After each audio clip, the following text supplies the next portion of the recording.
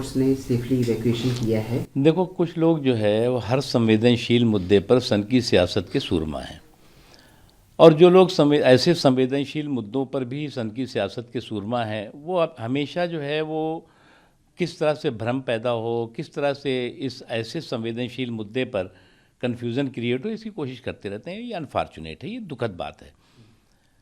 अगर उनको इस बात का एहसास नहीं है कि आज भारत के सामर्थ्य और नेतृत्व के संकल्प का परिणाम सामने दिखाई पड़ रहा है, और ये भारत के सामर्थ्य की बात है और नेतृत्व के संकल्प की बात है, मोदी जी के संकल्प की बात है, आप जो है वो उस पर लंतरानी कर रहे हैं।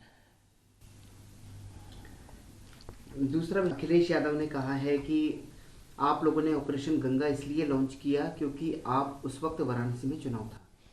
असल में कुछ लोग जो है वो अपर स्टोरी उनकी जो है वो उस पर तो टोपी लगा रखी है उस पर, तो उसमें दिक्कत ये हो गई है कि वो लाल टोपी से बाहर ही नहीं निकल पा रहा है वो हवा, तो इसलिए जो है वो उल्टी उल्टी बहकी बहकी बातें करते हैं। अरे भैया, ऑपरेशन गंगा जो है वो हमारे हज़ारों भारतीयों को सुरक्षित हिंदुस्तान लाने के संकल्प का नतीजा है, और उसके परिणाम दिखाई पड़ रहे हैं। आपको उसको नहीं समझ में नहीं आ रहा है कि ऑपरेशन गंगा इसलिए हो गया, फिर कभी जो है वो कुछ और बोल देंगे। तो इसलिए मुझे लगता है थोड़ा सा मानसिक रूप से जो है वो जो लोग बिल्कुल राजनीतिक रूप से उसमें कूट कूट के भर जाती है, तो इस तरह की बातें कहते हैं। वापस भारत में ये इंडिया की ग्रोइंग इन्फ्लुएंस। देखिए, ये भारत के सामर्थ्य और मोदी जी के नेतृत्व का संकल्प आज ऑपरेशन गंगा के माध्यम से इस संकट के समय में भी हर हिंदुस्तानी को भारत सुरक्षित लाने के संकल्प के साथ सफलता से आगे बढ़ रहा है।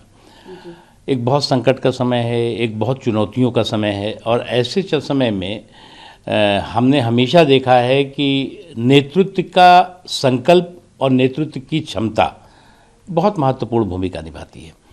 और इस संकट के समय में जब कई ऐसे देश हैं जो कि हाथ पे हाथ रखकर बैठ गए हैं, मोदी जी ने अपने नेतृत्व में बिना रुके हुए, बिना थके हुए हिंदुस्तानी को भारत सुरक्षित लाने के लिए लगातार काम हो रहा है, चाहे वो एयरलाइंसेज हों, चाहे एयरफोर्स के सेवाएं ली गई हों, या और भी जो काम है। तो इसलिए सभी लोग सुरक्षित आए, यही संकल्प है।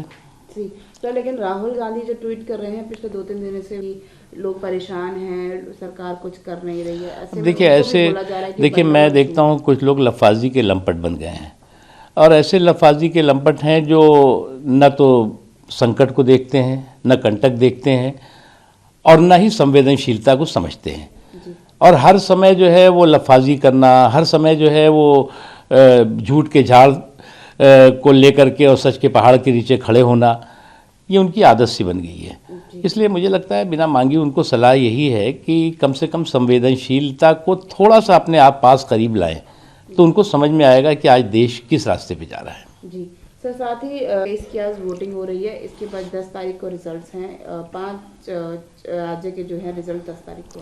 देखिए, लोकतंत्र का एक बड़ा पर्व है, और इस लोकतंत्र के पर्व में सभी लोगों की हिस्सेदारी, भागीदारी हो, ये हम सब लोग चाहते हैं, ये पूरा देश चाहता है। और अभी तक जो 6 चरणों के चुनाव हुए उसमें बहुत मजबूती के साथ लोगों ने अपनी हिस्सेदारी, भागीदारी की, और इसमें भी मैं देख रहा हूं कि काफ़ी लोग जो है अपने मताधिकार का इस्तेमाल करके लोकतंत्र के पर्व के हिस्सेदार, भागीदार बन रहे हैं। अब आज चुनाव ख़त्म हो जाएगा, उसके बाद जो है वो हमारे सेफोलॉजिस्ट आएंगे, वो अपने अपने ज्ञान हमें देंगे, लेकिन 10 तारीख को जो ईवीएम की मशीनें हैं वो बताएंगी कि जनता के साथ किसका विश्वास है। लेकिन इतना मैं जानता हूं कि ये चुनाव जो है वो जुगाड़ और जोड़ तोड़ का नहीं है, स्पष्ट जनादेश का है, और भारतीय जनता पार्टी के पक्ष का दिखाई पड़ता है। जी सर, थैंक यू।